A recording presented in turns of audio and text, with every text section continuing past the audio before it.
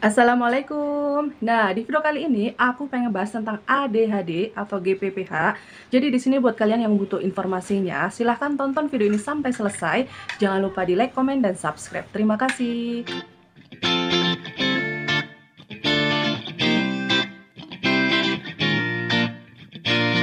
Video kali ini aku mau bahas tentang ADHD lagi atau GPPH ya. Jadi di sini aku akan ngebahas tentang tumbuh kembang anak ya. Jadi kalau misalkan kalian ngeklik video ini, akan aku garis bawahi ya. Kalian tidak berhak mendiagnosa anak kalian sendiri. Yang berhak mendiagnosa anak kalian adalah dokter. Akan tetapi jika kalian merasa setelah nonton video ini kemudian ada hal yang aneh pada anak kalian, yang harus kalian lakukan adalah kalian pergi ke dokter tumbuh kembang. Nah kayak gitu ya. Zaman sekarang ya, buat ibu-ibu yang belum paham tentang tumbuh kembang anak, biasanya anak itu patokannya bisa jalan, kemudian bisa berbicara ya. Ternyata tumbuh kembang itu luas ya, tumbuh kembang itu sangat luas. Dan aku pun dulu sebelum aku mengetahui tentang tumbuh kembang anak, patokannya itu pokoknya anakku harus bisa jalan, kemudian anakku bisa berbicara, bisa ngitung, bisa abjad, itu pokoknya patokannya itu ya. Karena patokan tumbuh kembang anak-anak itu biasanya orang berpikirnya itu anakku bisa ngomong, anakku bisa jalan. Nah kalau misalkan udah kayak gitu selesai, tidak terfikirkan lagi, padahal nggak kayak gitu ya. Dan ini aku menceritakan pengalaman pribadiku sendiri ya. Jadi si bintang itu diagnosanya itu ADHD atau GPPH, gangguan pusat pemerhatian hiperaktif. Jadi si bintang itu jatuhnya hiperaktif ya. Dan di sini aku di video-video sebelumnya aku selalu menekankan ya, anak pinter kalau gangguan fokus itu kayak percuma ya, jadi mut-mutan ya. Jadi kalau misalkan anak itu lagi moodnya bagus, nilainya bagus. Kalau misalkan anak itu moodnya lagi nggak baik, itu biasanya nilainya menurun. Dan dia nggak peduli mau nilainya jelek atau bagus, dia nggak peduli ya. Dan di sini buat kalian ya, para ibu yang ngerasa kalian itu ngasuh anak secapek itu, kalian kalau misalkan kalian ngerasa ada yang aneh, kalian harus pergi ke dokter tumbuh kembang ya. Meskipun anak kalian bisa ngomong, anak kalian bisa jalan ya, kayak si bintang emang kurang apa, bisa ngomong, bisa berhitung, bisa baca, dia bisa berjalan, berlari ya tanpa sering jatuh ya kan. Ternyata tumbuh kembang dari fokusnya itu terganggu ya. Ciri-cirinya kayak gimana? Nah, ciri-cirinya biasanya terlihat pas lagi di sekolah ya. Biasanya buat anak ADHD, dia itu biasanya itu dia akan fokus dengan diri dia sendiri atau punya dunianya sendiri ya, macam-macam. Pokoknya ada yang kayak mengganggu orang lain atau kadang tiba-tiba iseng ke orang lain. Nah, anak ADHD itu kayak gitu ya. Jadi anak ADHD itu biasanya dicapnya anak nakal, anak gak punya aturan, anak yang dikasih taunya susah ya, karena memang anak itu tidak bisa mengontrol gerakannya dia, makanya dia hiperaktif. Dan biasanya untuk anak perempuan, biasanya kalau misalkan fokusnya terganggu, kelihatannya anak itu kayak memperhatikan, tapi pikirannya kemana-mana ya. Jadi di sini buat kalian yang ngerasa nih anak kalian itu belajarnya itu nggak maksimal, atau anak kalian itu sering banget kehilangan barang, atau anak kalian itu sering banget bukan mencela ya, maaf. Kalau misalkan ada orang ngomong tuh dia memotong pembicaraan, nah kayak gitu-gitu ya. Jadi kalau misalkan anak ADHD itu konsepnya harus mengganggu di sekitarnya. Mengganggunya tuh kayak gimana? Hiperaktif ya. Kadang ada orang ngomong dia pengen ikutan ngomong, atau dia kadang boleh, atau kadang dia lagi main ke rumah orang, dia mengeksplor padahal dia umurnya udah besar 5 tahun, gak mau diem, loncat-loncat, pokoknya mengganggu lah ya. Jadi di sini buat kalian yang ngerasa anak kalian ADHD ya, aku nyaranin buat kalian, cara mendidiknya itu kalian itu harus semangatnya tuh kayak gimana ya. Jadi anak ADHD itu yang diuji tuh orang tuanya, bener-bener secapek itu, bener-bener kayak kita itu mulutnya itu ngomong berkali-kali tapi anak kayak nggak ngerti. Tapi percaya ya, anak itu bakalan nyerap meskipun awal-awalnya itu susah ya. Kalau misalkan anak biasa itu 5 kali, untuk anak ADHD ngasih taunya itu harus 15 kali ya, yang artinya 3 kali lipat ya. Boleh. Nah, di sini yang perlu kalian tahu ya, anak ADHD itu disarankan ya, dianjurkan untuk mengurangi gula ya. Sedangkan bintang minum susu formula gula. Jadi sedangkan Bintang mengonsumsi susu formula dengan gulanya tinggi ya. Mungkin ini kesalahan aku ya, karena Bintang itu sufor ya, dan aku nggak memilih sufor yang rendah gula ya. Jadi sufornya Bintang itu tinggi gula. Namun pas Bionoxanya udah keluar, sedikit-sedikit gulanya itu dikurangi. Nah kayak gitu. Dan minimal kalau misalkan kalian udah tahu nih anak kalian itu ADHD, kalian tuh harus cari tahu cara mendidiknya ya. Kalau misalkan anak kalian autis, anak kalian ADHD, itu ada cara mendidiknya ya. Dan yang paling penting di sini yang harus kuat itu orang tuanya. Mentalnya harus kuat. Karena kenapa?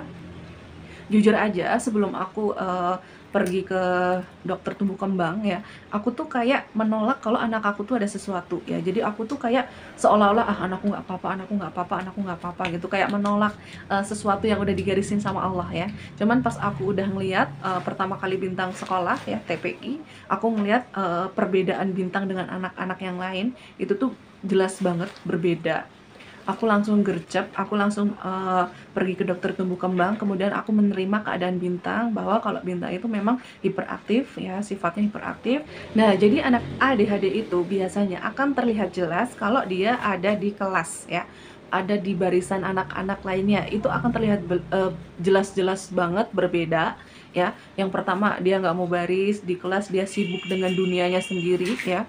Ada juga anak ADHD itu yang lebih suka main keluar kelas, keluar-keluar, atau dia itu mengganggu temannya yang lain ya, kayak yang mohon maaf ya, anak ADHD itu dicapnya anak nakal ya, karena memang anak itu tuh butuh penanganan khusus.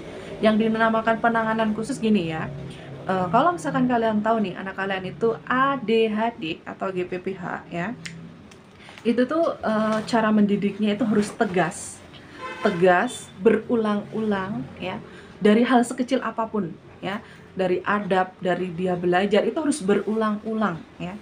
Karena memang anak itu tuh apa ya namanya, uh, misalnya soal berbicara nggak sopan ya, kadang anakku tuh berbicara nggak sopan karena dapat input dari luar, dan untuk ngilangin kata-kata itu dari mulut si Bintang itu susah banget ya. Caranya itu benar-benar harus tegas, benar-benar harus berulang-ulang. Kita tuh nggak boleh capek. Ingat ya, buat yang punya anak ADHD, kalian itu nggak boleh capek dalam mendidik anak ya. Dan kata dokter, biasanya anak ADHD itu capeknya dari usia 3 tahun sampai 12 tahun ya. Yang artinya perjuangan aku tuh masih panjang. Perjuangan aku masih panjang untuk membuat si Bintang itu menjadi lebih baik ya. Anak ini dibentuknya itu benar-benar dari sekarang ya. Kalau misalkan kalian nggak mau coba dari sekarang, itu tuh bahaya banget untuk ke depan si anak. Karena kalau misalkan anak itu usianya udah 18 tahun ke atas, itu tuh sangat susah banget untuk ngebentuk anak ini menjadi anak baik ya. Jadi intinya aku cuma mau ngasih tahu aja, aku tuh punya anak ADHD ya, tapi aku tetap semangat, aku tetap berusaha ngasih yang terbaik dari hal apapun, aku bantu ya. Jujur aja aku selalu bilang ya, dari usia 3 tahun si Bintang itu aku latih fokusnya minimal sehari itu 10 menit. Nah kayak gitu ya, makanya banyak orang yang ngomong Bintang nggak mau diam, tapi waktunya belajar bisa, waktunya belajar mau ya, karena memang si Bintang udah dilatih. Nah ditambah si Bintang saat ini menjalankan terapi ya, terapinya itu terapi perilaku. Nah kayak gitu ya. Jadi buat kalian nih yang ngerasa anak kalian itu ada masalah, kalian nggak usah berkecil hati. Yang harus kalian lakukan adalah kalian menerima dulu nih, menerima bahwa anak kalian itu spesial. Itu yang pertama. Yang kedua, kalian harus kayak yang apa ya namanya, ikhlas ketika di luaran sana ada yang mungkin ngetawain anak kalian atau dibisik-bisik di belakang kalian, karena memang anak ADHD itu masya Allah banget ya. Cuman kalau misalkan kalian itu rajin, dididiknya itu tegas, punya jam yang nih kamu waktunya tidur jam 9 malam, langsung handphonenya tarik, kalau dia lagi main handphone atau bermain segera ditidurkan. Nah kayak gitu ya. Jadi intinya anak ADHD itu harus tertib, waktunya belajar, waktunya jam tidur, waktunya sekolah, waktunya ngaji. Dan yang paling penting juga tentang adab ya. Anak ADHD itu mulutnya itu nggak bisa difilter ya. Jadi kalau misalkan di luar sana dia melihat orang, mohon maaf, botak atau mohon maaf ompong atau apapun itu, dia biasanya akan bertanya, di depan orangnya langsung. Nah kayak gitu ya. Jadi dari sekecil ini, dari usia 4 tahun ya, dari usia 4 tahun 5 tahun kalian harus tegas ke anak ini. Dan jangan capek, intinya jangan capek aja sih. Kalau misalkan anak kalian ngomong nih yang nggak sopan, langsung diingetin, bener-bener gak boleh capek ya, karena memang dikasih taunya itu sesusah itu ya, yang aku bilang tadi, anak biasa 5 kali, untuk anak ADHD itu harus 15 kali ya, 3 kali lipatnya ya. Intinya yang harus kuat itu orang tuanya. Kalian harus ikhlas mendidik anak ini, percaya anak ini ladang pahala buat kita ya, ladang pahala buat kita. Jadi mumpung anak ini usianya masih segini, kita bentuk sebaik mungkin, jangan nyampe terlambat ya. Masa-masanya ini Bintang kemarin waktu didiagnosa ADHD itu usianya 4 tahun 10 bulan. Ingat ya, aku lupa bilang ke kalian, diagnosa ADHD itu harus di atas 4 tahun, harus ya. Jadi harus di atas 4 tahun. Karena kenapa? Kalau misalkan anak di bawah 4 tahun itu perilakunya ya memang seperti itu ya, gak mau diam, terbang sana, terbang sini. Pokoknya sifatnya itu masih kayak begitulah ya. Kalian tahu ya, anak di bawah 4 tahun pasti perilakunya masih kayak gitu. Nah, cuman kalau misalkan di atas 4 tahun ya, itu diagnosanya itu udah fix ya. Udah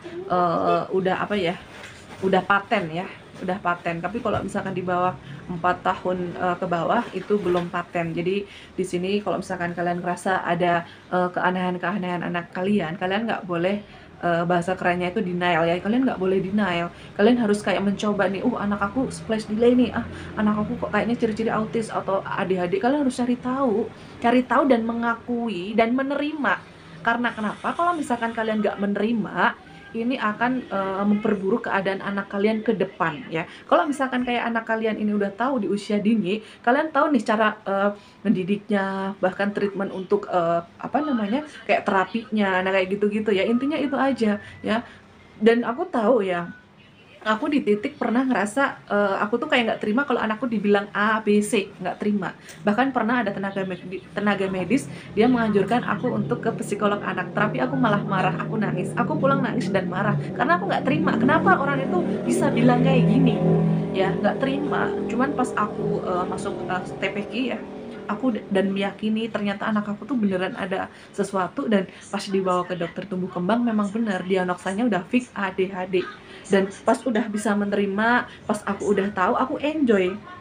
Nah, enjoynya kenapa? Aku tahu cara ngedidik anak ini, dan aku lebih bisa menerima anak ini dan memaklumin anak ini karena memang anak ini ada sesuatu ya. Jadi kalau misalkan setelah tahu, kita lebih semangat lagi.